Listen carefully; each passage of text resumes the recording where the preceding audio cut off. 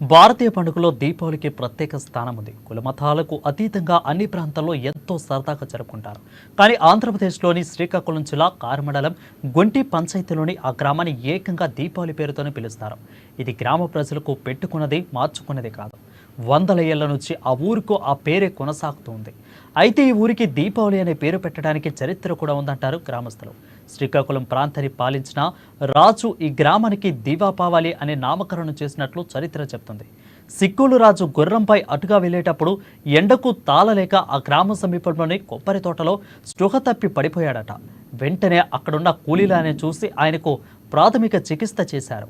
ఇక ఆయన తేరుకొని వారిని అభినందించారు.